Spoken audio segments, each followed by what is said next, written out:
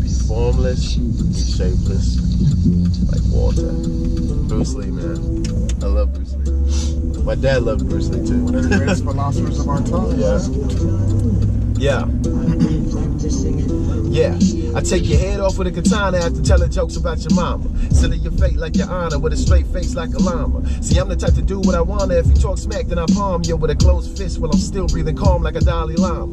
Or I hit you with a Chuck Norris roundhouse kick to your dome in front of an elementary school while the kids record the action on their phones. Knocking you out of your backpack, then taking your chain and your snapback. Confused at what you hearing cause you never thought it would get this bad. But I'm on a roll and you just in the way. And I'm sorry that you had to witness LT on a bad day, but I'm just on a roll and you just in the way. And it makes you a casualty of war, cause I'm a beast with a sword that'll take your limbs off if you still wanna challenge me. So feel free to grab you a seat while I prepare to make you an amputee. Or I can throw away the weapon, still teach you a valuable lesson. The art of fighting without fighting, a style that I always had you guessing, like manipulation and the sleight of hand and the sense of awareness of your weakness where you stand. And how to control the mind with a bunch of creative rhymes. Poetry, emotion that'll hit you in your spine, making your enemy feel whatever you spitting is real. And when they take the bait, you can go for the kill, making them think that money is the only thing that matters. They give them alternative facts, like stabbing them right in their back by telling them that the president was black. So if you from the hood, it shouldn't matter if you black, yo. You can be anything you want, and that's the facts, yo. But you probably better at that basketball and rap, yo. And that's probably why they on the road, and we just in the way. And I'm sorry that you had to witness LT on a bad day, but I'm just on the road and you just in the way. And that makes you a casualty of war, cause I'm a beast with a sword that I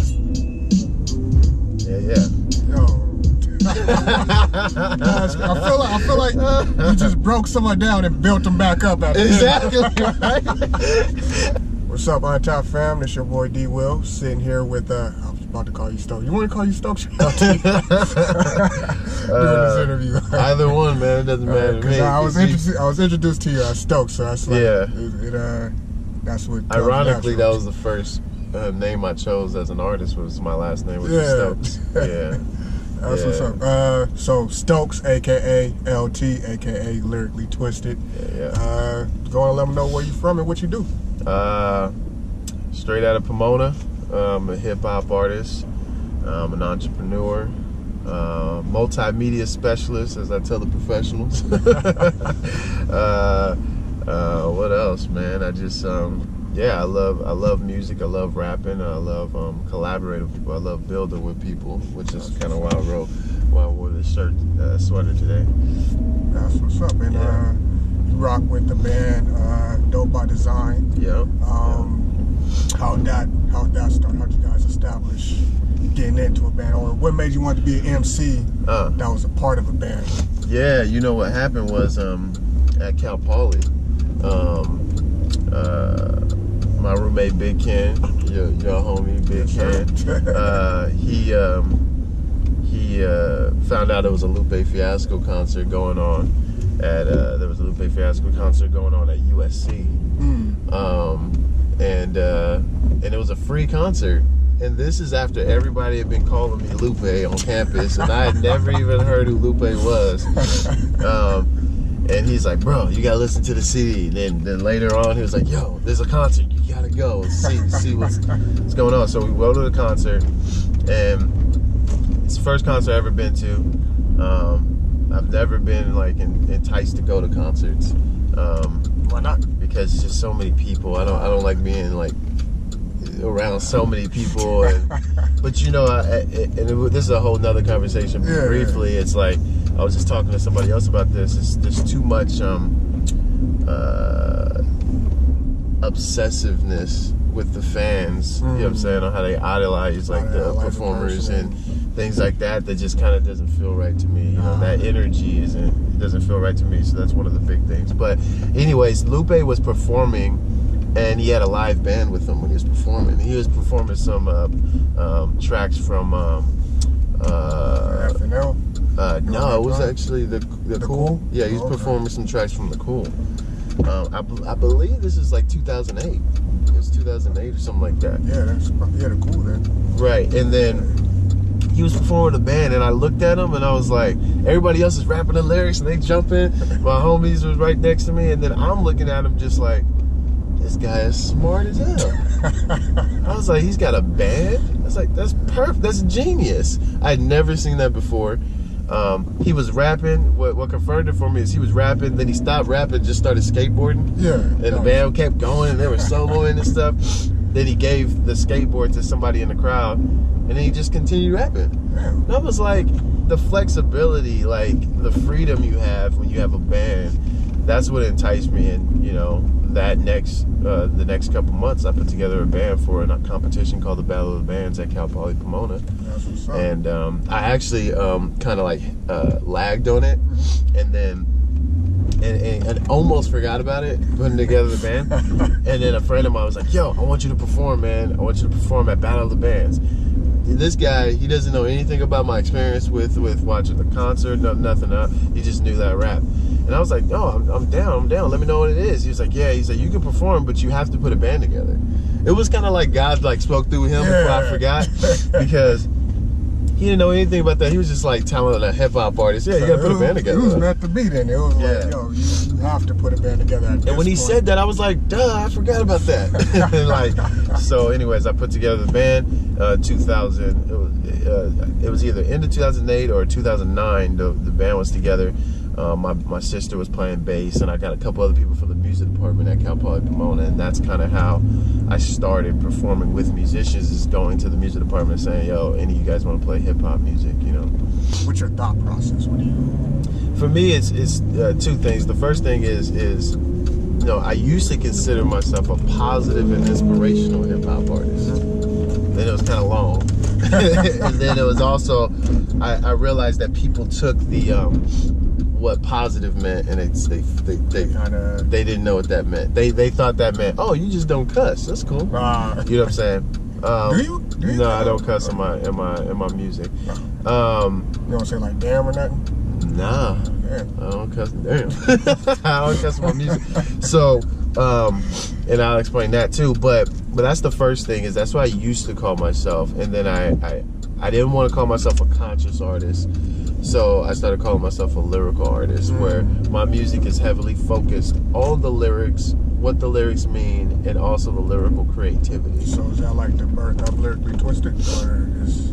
Yeah, that played a part in it. The birth of how the name came about was me freestyling, and was using Lyrically Twisted as a crutch. In freestyling, what happens, a lot of artists, they kind of have a crutch. They always go back to the same line. They always go back to the same thing, you know what I'm saying? And me, for some reason, I was freestyling in my room by myself, and I kept saying Lyrically Twisted. I was getting mad at myself. I was like, why do I keep saying Lyrically Twisted? And then I said that one last time, and I was like, oh, I was like, that's what I'm saying, Lyrically Twisted. Maybe my name is Lyrically Twisted. So, and then I thought about it. I said, well, does that make sense for who I am? And it's some of the stuff I just told you about, lyrically wanting to say something that has purpose and meaning behind it.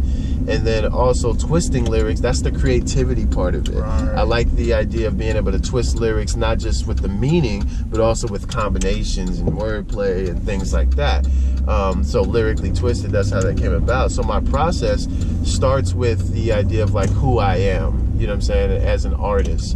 And then the next thing is just kind of like what I believe in and how I feel about a certain subject or topic, and things like that. So the way that I do it is I break them down into categories. I'm not sure if other artists do this, because I haven't talked to other artists about it. But I break my music down into categories. I break them down into categories in which I feel comfortable rapping, speaking about. So like love, for example. I break it down to inspirational, consciousness, which is more so like awareness of what's going on around you.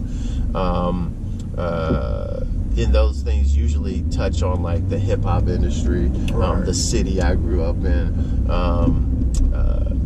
the business sector of like our society, like a lot of the way business is handled, things like that. Inspirational is usually following your dreams and your passions. That's usually how clear cut that is. Then you got love songs, and then I got lyrical tracks, which are just to spit, because I love to spit. You know what I'm saying? That's how I break my songs up into different categories in that way. So my process is usually like I'll hear a track, and and I'll be like, yo, this is a cool track. And then I try to picture what is the track saying to me. You know what I'm saying? Like, if there were lyrics on this track, what would they be saying? What's the mood and the feel of the track? Which a lot of artists, I feel, don't do either.